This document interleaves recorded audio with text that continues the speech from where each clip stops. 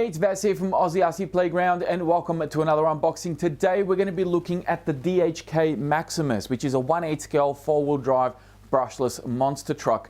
Now I know this truck's been around for a little while. I've seen a few other reviewers out there on YouTube who have got their hands on this truck quite a while ago and have done some pretty good reviews on it, but I guess now it's my turn. And a lot of this has got to do with the viewers and supporters of the channel who are constantly leaving me comments saying, you know, they want me to review this car or that truck or whatever. And of course, when the opportunity presents itself, I jump on it, and of course, here we are with the Maximus. Now, this one here came to me from Banggood, so please be sure to check out the video description down below. I'll have a link in there to the Banggood website, where you can go check out some of the specs on the truck in case I miss any of them here.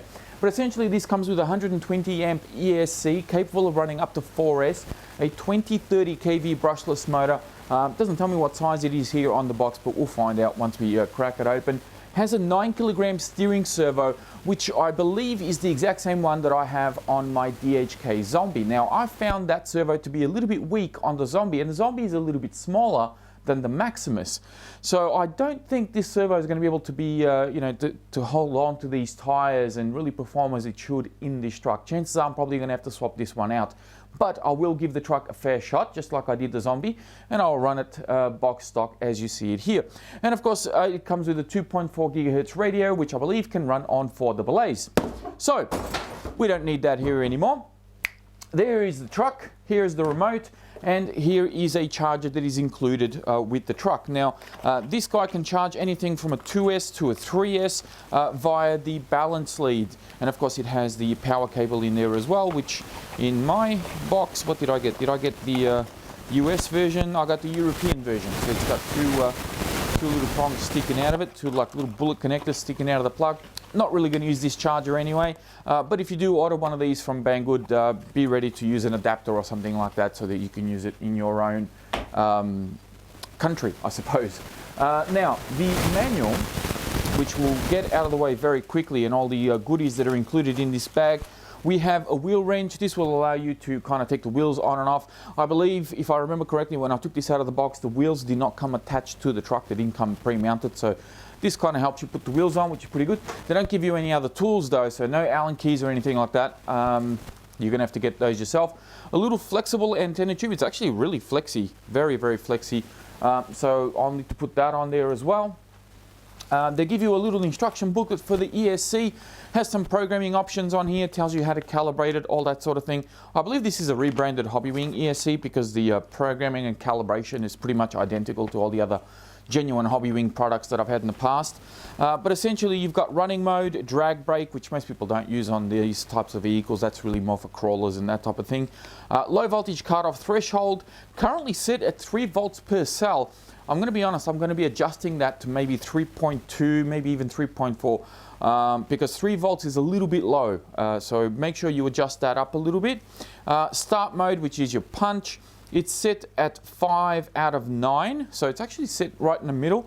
I might pump that up to number 7 actually. I'll go 2 up just to make it a bit more aggressive while I'm in the middle of tuning. And of course you've got max brake force, which is set at 50%, which should be okay. Hopefully should be okay. And you can always disable brake force as well. So that's interesting. I don't know why you want to disable it, but yeah, that's an option that the ESC has got.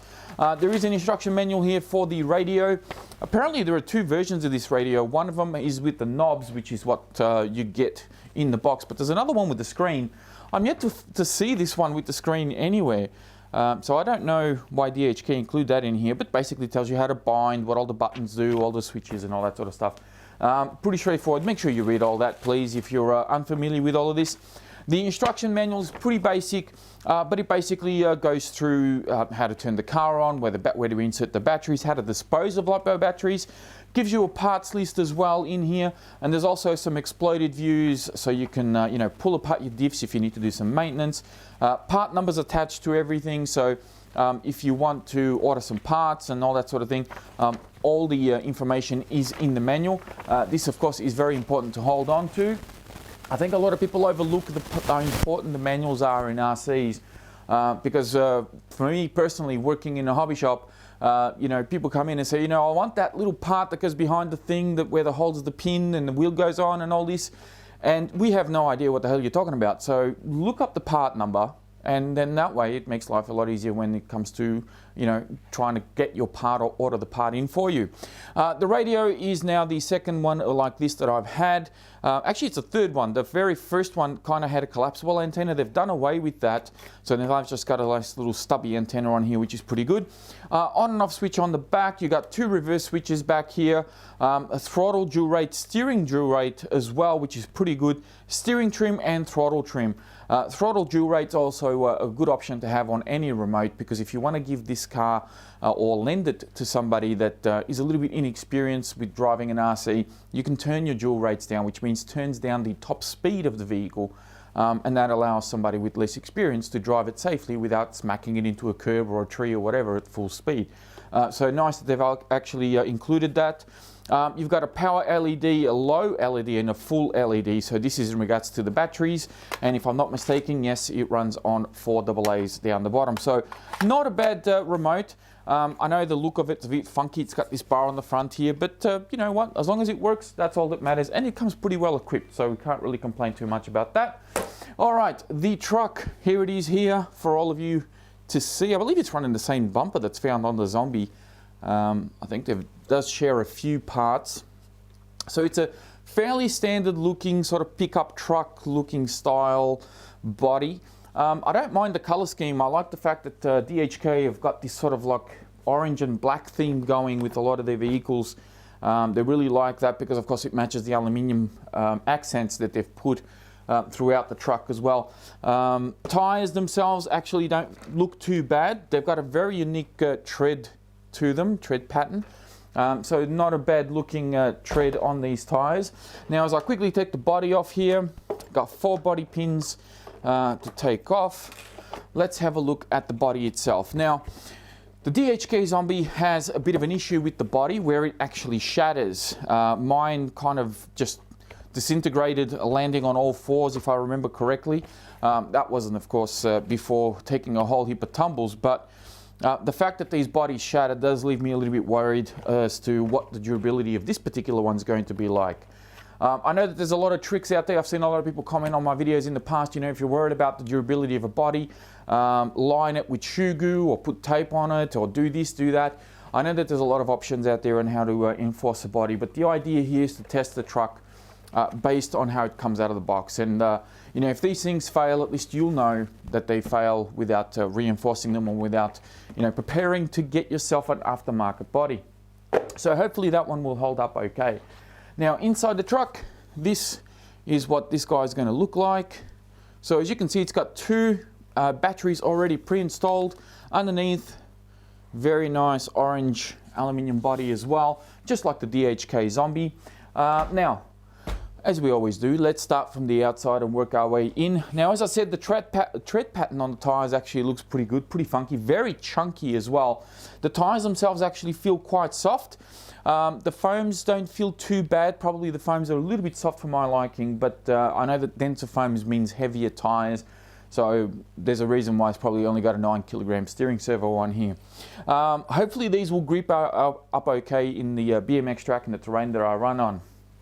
Suspension, a little bit under-dampened, just like the DHK Zombie, believe it or not. It does feel a bit under-dampened. The rear definitely sagging a bit, not bouncing up far enough for my liking. So that's something that's obviously going to need a little bit of tuning. Again, I'm going to run it as it is and see how this thing handles. If it bottoms out everywhere, if it's going to be doing kick-ups and things like that, off jumps, then we know that we obviously have to tune these shocks straight out of the box. But from what I can see, it just feels a bit under-dampened for my liking. Bumpers, very nice sturdy bumpers. The actual front part of the bumper, so this bit here actually has a bit of flex to it, which is good. And then this bracing behind feels kind of stiff, but it does have a bit of give. So I think these bumpers hopefully will do a pretty decent job. I'm looking forward to seeing how this holds up, and no doubt I'm going to be nose-ending and landing all sorts of weird ways because as much as I think I know how to drive these things, there's always the odd chance that things will go wrong. So sway bars pre-installed front and rear, so a really nice good feature straight out of the box. I really like that. Drive shafts look nice and chunky. They look like they're about maybe 5mm thick. So really, really good. And from what I can see, it looks as though we have CVDs front and rear. Is that correct? Yes, it is. So we've got CVDs front and rear. Shock shafts look to be about 3.5mm thick from what I can see. ESC, of course, waterproof, and it is 120 amps, 9kg servo, as I said. The batteries included, if I can take one of them out here, they are a 2S 3200 milliamp and 20C, so not a very high C rating, fairly standard batteries. And of course we have, well, why is there a bit of foam stuck to this?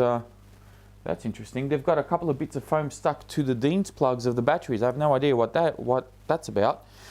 But anyway, yeah, pretty stock batteries. I'll definitely recommend maybe getting something with a higher C rating. Given that this is 120 amps, you'd probably want to go a minimum of about 30C, 35C. 20C for 3200 milliamps seems a bit low for my liking. So, yeah, interesting that they've included these packs. Maybe they're underrated. I can only hope that they're underrated. And of course it comes with Dean's connectors. Can I put that back in? Yes, I can. And this little strap kind of sits on top and then the body pins go back in. But we won't worry about that. We'll put that aside. Receiver box does not look to be watertight. It's probably only dust proof. It's held together with a couple of body pins. I don't think this has any rubber seals or anything like that. So although the ESC might be splash proof or waterproof, it doesn't say that the servo is, and it certainly doesn't look like the receiver box is. So I would avoid water at all costs with this particular truck. Now the motor, as I said, 2030 kV. It looks to be a decent size. I think this may be a 40mm can. I could be wrong. I'll put it up on the screen. I'll measure this up properly and I'll put it up on the screen so you guys know exactly how big this guy is. And it looks like it's about 74mm long. So the motor definitely looks very strong, much like the Zombie that I have as well. There is a massive fan mounted on top of the motor as well, so it looks as though this might get a little hot, hence why they've put fan on top of the motor. I have to say, I'm not a huge fan of, pun intended, I guess, I'm not a huge fan of putting fans on top of motors. And I know some people might think, well, what's so strange about that? Why don't you like doing that? Well, the thing is, if the motor is capable of powering an RC, it should be able to do so without exceeding safe temperatures. So if you're putting fans and things like that on top of motors to try and keep them cool because you're geared it up or because you're running excessive power through it, then obviously that's the wrong motor for that car. That's my belief. I think that fans on motors, you're really putting a band-aid on a broken bone. That's just my, my belief on that. But I have seen a few companies do it. Obviously they do it as a precaution to keep temps down, but I don't know, I think they should improve the quality of the motor rather than trying to, you know, rectify it with fans and things like that. That's just my theory on it. Now this does have a center diff from what I can see here. So you've got three, what I believe is oil-filled diffs. So hopefully that is indeed the case. I've also just spotted some droop screws on the A-arms, both front and rear. So this is actually pretty good because it allows you to lower the truck down if you want to do things like speed runs and stuff like that. So pretty cool that they've included that as well. You have, of course, a two-piece aluminium, well no, it's actually a three-piece aluminium top deck. So we have one aluminium piece at the on the back section here. There's another little one on the front, and then that's separated with a plastic just here. And then there's another one right on the front here. If I can get my camera to focus on this, that would be fantastic. There we go. So hopefully you guys can see that okay just there. And of course you got the big aluminium chassis, aluminium shock towers as well. Now these shock towers only look to be maybe 3mm thick, so not the thickest.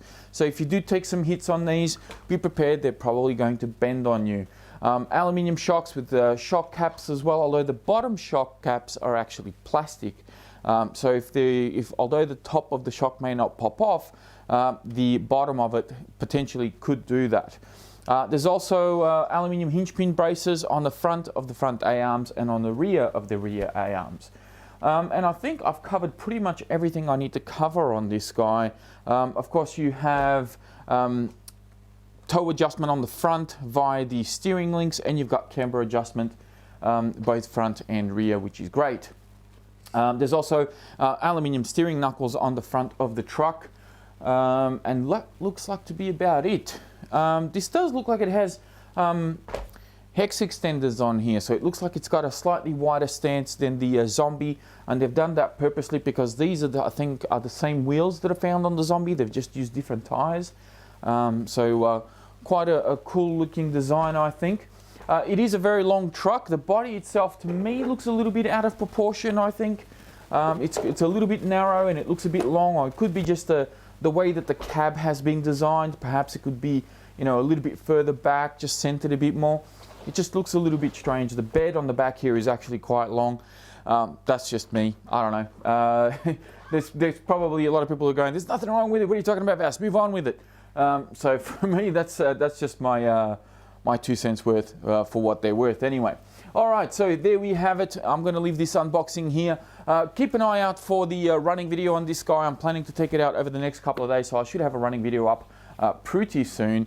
You know, if you want to watch that and be one of the first to see it, please be sure to subscribe. Don't forget to hit that little notification bell so you get notified of when my videos go up, and you get you know, up-to-date kind of footage and uploads of everything that I do here on the channel. Of course, I'll also have links in the video description for the truck itself, which of course came to me from Banggood, and links to my social media pages. As always, I thank you all very much for watching, and I'll be speaking to you all next time.